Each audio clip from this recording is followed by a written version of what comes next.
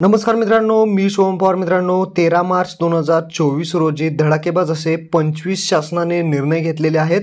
यामध्ये कोणाकोणाला फायदा झालेला आहे या व्हिडिओमध्ये आपण जाणून घेणार आहे. तत्पूर्वी चॅनलवरती पहिल्यांदा आला असाल तर चॅनलला सबस्क्राईब करून ठेवा. अशाच महत्त्वपूर्ण व्हिडिओज आणि अपडेट्स तुम्हाला भेटत राहतात. तर चला मित्रांनो, व्हिडिओ सुरू करूयात.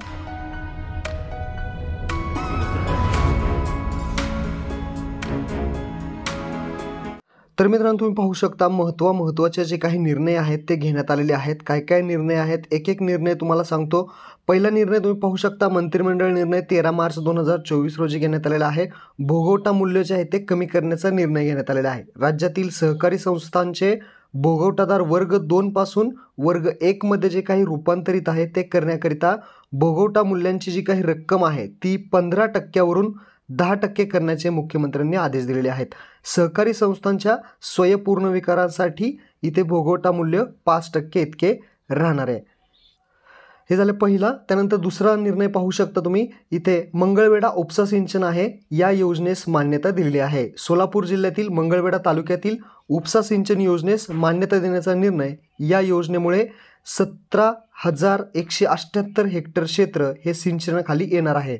35 गावांना यामध्ये लाभ होणार आहे. योजनेसाठी 697 कोटी 71 लाख खर्चास मंत्रिमंडळाची मान्यता दिलेली आहे. त्यानंतर पुढचा निर्णय तुम्ही पाहू शकता, पुणे जिल्ह्यातील वेल्हे तालुक्याचे जे काही नाव आहे ते राजगड करण्यास मान्यता दिलेली आहे.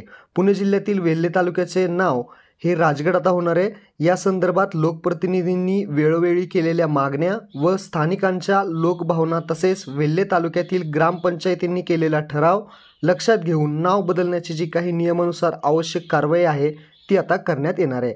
त्यानंतर पुढचा निर्णय पहा, आशा सेविकांच्या मानधनात 5,000 रुपयाची वाढ करण्यात आलेली आहे. ही भरीव वाढ मानली जाते.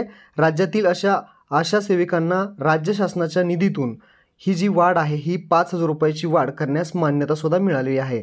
मानधनातील ही वाढ नोव्हेंबर 2023 या महिन्यापासून देण्यात येणार आहे.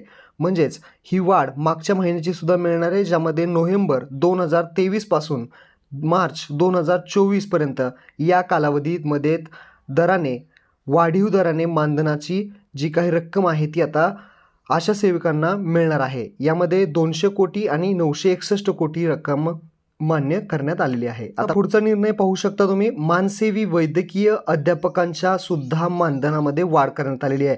जे राज्यातील शासकीय वैद्यकीय, दंत असतील, आयुर्वेद महाविद्यालयातील मानसेवी अध्यापक असतील त्यांना देण्यात येणाऱ्या जे काही मानधन आहे त्यामध्ये वाढ करण्यात आलेली आहे. नव्या निर्णयानुसार प्राध्यापकांना 30,000 रुपये तर सहयोगी प्राध्यापकांना 25,000 रुपये मानधन जे आहे ते आता टोटल मिळणार आहे. मानसेवी अध्यापकांच्या माध्यमातून 1997 पासून म्हणजेच 26 वर्षापासून कोणतीही वाढ करण्यात आली नसल्याने हा निर्णय जो आहे तो घेण्यात आलेला आहे. भविष्यात नियुक्त होणाऱ्या अध्यापकांना देखील जे सुधारित मानधन आहे ते लागू होणार आहे.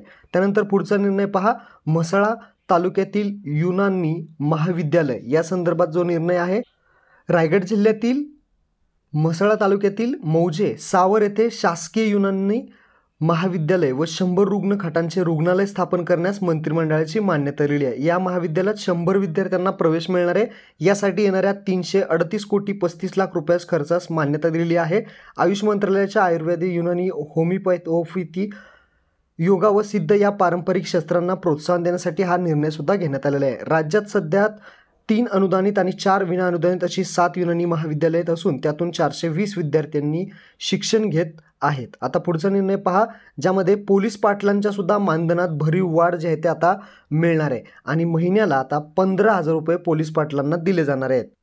तर पोलीस पाटलांच्या मानधनात भरीव वाढ करण्याचा राज्य मंत्रिमंडळाचा निर्णय घेतलेला आहे. आता पोलीस पाटलांना महिन्याला 15,000 रुपये मानधन जे आहे ते आता मिळणार आहे. सध्या पोलीस पाटलांचं जे काही मानधन आहे ते 6,500 रुपये आहे. आता ते 15,000 रुपयापर्यंत गेलेलं आहे. पोलीस पाटलांचे कर्तव्य आणि जबाबदारीमध्ये वाढ, त्याच्या सध्या देण्यात येणाऱ्या मानधन कमी असल्यामुळे हा शासनाने निर्णय घेतलेला आहे. पोलीस पाटलांची 38,725 पदे मानधनात वाढ केल्याने येणाऱ्या 394 कोटी 99 लाख रुपये वार्षिक खर्चासही मान्यता दिलेली आहे. आता पुढचा निर्णय पहा, जालना खामगाव नवीन ब्रॉडगेज रेल्वे मार्ग 2453 म्हणजे 2,453 कोटी रुपये राज्य हिस्साची जी काही मान्यता आहे ती देण्यात आलेली आहे. हा जो रेल्वे मार्ग आहे जमिनीच्या किमतीसह 4,907 कोटी 70 लाख रुपये खर्च येणारे आणि त्यासाठी 50% रक्कम हे राज्य शासन भरणारे या मार्गाचा मध्य रेल्वेकडून सविस्तर प्रकल्प अहवाल तयार आहे। एकूण 162 किमी लांब तसेच 16 स्थानके असलेला हा मार्ग सुरू झाल्यानंतर या भागातील औद्योगिक विकासाला आणि पर्यटनाला चालना मिळणार आहे असं सुद्धा सांगण्यात आलेलं आहे। त्यानंतर पुढचा निर्णय आपण पाहू शकता, ज्यामध्ये श्रीनगरजवळ महाराष्ट्र राज्य अतिथीगृह बांधण्यात येणार आहे। 2.5 एकर भूखंड घेणार आहे, ज्यामध्ये जम्मू काश्मीरमधील बडगाव जिल्ह्यातील इचगाम तालुक्यात महाराष्ट्र राज्य अतिथीगृह बांधण्यासाठी 2.5 एकर भूखंड घेण्यास मंत्रिमंडळाची मान्यता दिलेली आहे। जम्मू आणि काश्मीरमध्ये रुपये 8.16 कोटी रकमेचा जो क्रमांक 576 मधील 20 कनाल क्षेत्र म्हणजेच 2.5 एकर भूखंड महाराष्ट्र राज्य अतिथीगृह बांधकामासाठी मंजूर झालेला आहे। आता पुढचा निर्णय पहा, ज्यामध्ये अहमदनगर शहराचे नामकरण आता अहिल्यानगर करण्यास मान्यता देण्यात आली आहे।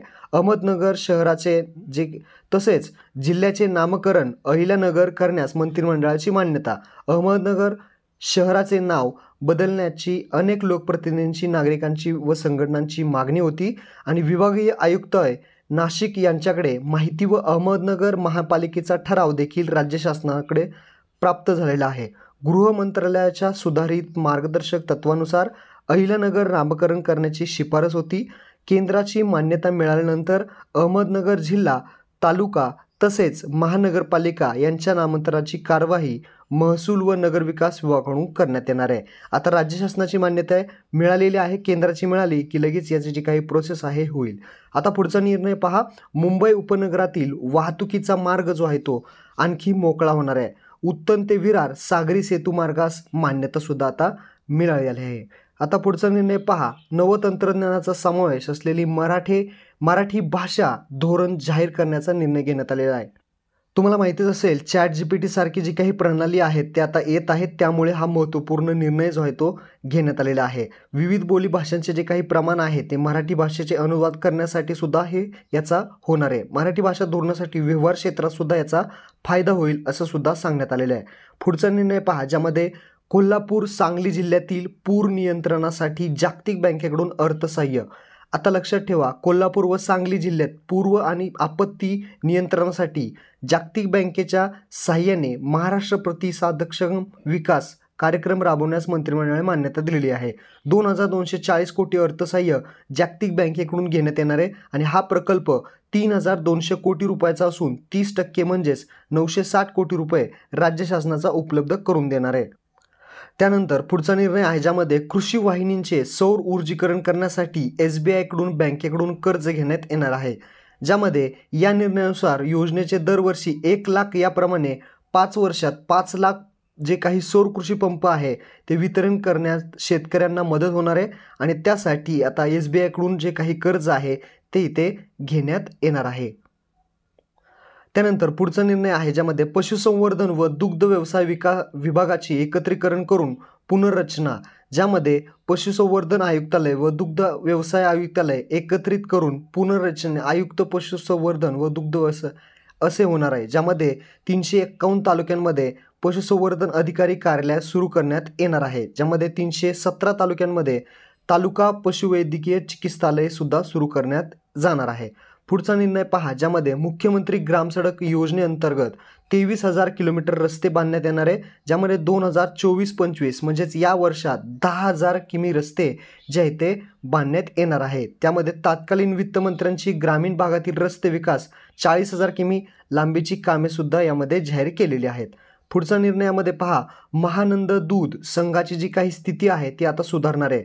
5 वर्षासाठी राष्ट्रीय दुग्ध विकास मंडळाकडे व्यवस्थापन जे आहे ते केलेलं आहे। ज्यामध्ये महानंदाच्या पुनर्वसन योजनेसाठी शासन व राष्ट्रीय दुग्ध विकास मंडळ म्हणजेच NDDB यांच्यामध्ये आवश्यक तो करारनामा करण्यात येणार आहे। पुढचा निर्णय पहा, ज्यामध्ये मूर्तिजापूर येथील साठवण तलाव दुरुस्तीसाठी मान्यता दिलेली आहे। अकोला जिल्ह्यातील मूर्तिजापूर तालुक्यातील वडगाव साठवण तलावाच्या दुरुस्तीसाठी मंत्रिमंडळाची मान्यता। यासाठी 14,32 लाख रुपये खर्च अपेक्षित आहे आणि या तलावाची साठवण क्षमता 80 घ मीटर, त्यानुसार सुमारे 125 हेक्टर क्षेत्र सिंचनाखाली येणार आहे. आता पुढचा निर्णय पहा, ज्यामध्ये ITI मधील कंत्राटी शिल्प निदेशकांना शासन सेवेतून सामावून घेणार आहे. राज्यात या निर्णयामुळे राज्यातील शासकीय औद्योगिक प्रशिक्षण संस्थांमुळे मनुष्यबळाची कमतरता भरून निघण्यास मदत होणार आहे. या 297 पदं जे आहेत ते वेतन व इतर भत्त्याकरिता 16 कोटी प्रतिवर्ष इतका खर्चास मान्यता दिलेली आहे. पुढचा निर्णय आहे, ज्यामध्ये महाराष्ट्र आणि गोवा वकील परिषदेच्या अकादमीसाठी कळवण्यात शासकीय जमीन, ज्यामध्ये या अकादमीसाठी 1.90 हेक्टर जमीन जे आहे ते देण्यात येणार आहे. 2 लाख वकिलांचे नेतृत्व यामधून होणार आहे. पुढचा निर्णय पहा, ज्यामध्ये मुंबईतील 8 रेल्वे स्थानकांची ब्रिटिशकालीन नावे सुद्धा बदलण्यात येणार आहेत. हा सुद्धा महत्त्वाचा निर्णय मानला जातोय. या रेल्वे स्थानकांचे नाव बदलण्यात येणार आहे. कोणकोणती रेल्वे स्थानक आहेत आणि त्यांचे नाव कशा पद्धतीने होईल, असे 8 रेल्वे स्थानक आहे. ज्यामध्ये करी रोड, त्याला लालबाग असे म्हणण्यात येणार आहे. स्टँडहर्स्ट रोड, ज्यामध्ये डोंगरी रेल्वे स्थानक म्हणण्यात येणार आहे. मरीन लाईन्सला मुंबादेवी रेल्वे स्थानक, चर्नी रोडला गिरगाव रेल्वे स्थानक, कॉटन ग्रीनला काळा चौकी रेल्वे स्थानक, स्टँडहर्स्ट हार्बरला डोंगरी रेल्वे स्थानक, डॉकयार्डला माझगाव रेल्वे स्थानक आणि किंग सर्कलला तीर्थकर पार्श्वनाथ रेल्वे स्थानक, अशा पद्धतीची काही नवीन नाव आहेत ते आता इथे विधिमंडळाचा प्रस्ताव हे रेल्वे मंत्रालयानं पाठवण्यात येणार आहे. पुढच्या निर्णयामध्ये शुभमंगल सामूहिक विवाहात योजनेत अनुदानामध्ये सुद्धा वाढ करण्यात आलेली आहे. आता जे काही संस्था आहेत त्यांना मिळणार आहे 25,000 रुपये अनुदान. आता काय आहे हे ते समजून घ्या. इथे जे काही सामूहिक विवाह होत असतात, सगळ्यांचे एकत्र विवाह होत असतात, ते जोडप्याला 10,000 रुपये तर संबंधित सेवेकरी संस्थेने 2,000 रुपये अनुदान. अगोदर जे काही 10,000 रुपये जोडप्यांना देण्यात येत होते जे सामूहिक विवाह अंतर्गत, आता जोडप्यांना 25,000 रुपये मिळणार आहेत आणि संस्थांना 2,500 रुपये वाढीव अनुदान देण्यात येणार आहे. हे अनुदान डायरेक्टली DBTच्या माध्यमातून देण्यात येणार आहे. आदिवासी विकास, समाज न्याय आणि बहुजन कल्याण या आणि इतर विभागामार्फत राबवण्यात येणाऱ्या विवाह योजनेत यामध्ये निर्णयात सुद्धा वाढ करण्यात आलेली आहे. आता पुढचा निर्णय पहा, कौशल्य विद्यापीठ कुलगुरू निवडीच्या निकषात सुद्धा सुधारणा करण्यात येणार आहे. महाराष्ट्र राज्य कौशल्य विद्यापीठ अधिनियम 2021 मधील कलम 12 मध्ये दुरुस्ती करण्यात येणार आहे. यामध्ये अधिकाऱ्यांच्या नियुक्तीचा जो कार्यकाळ आहे तो 2 वर्षाऐवजी 3 वर्ष अशी सुद्धा सुधारणा करण्यात मान्यता दिलेली आहे.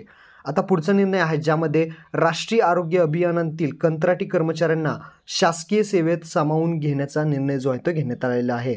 ज्यामध्ये कर्मचाऱ्यांपैकी जे काही 10 वर्ष व त्यापेक्षा जास्त सेवा झालेली कंत्राटी कर्मचाऱ्यांना आरोग्य सेवेत मंजूर समकक्ष पदावरती सामावून घेण्याची मंत्रिमंडळाची मान्यता दिलेली आहे. ज्यामध्ये राज्यातील हजारो कंत्राटी कर्मचाऱ्यांना फायदा होणार आहे.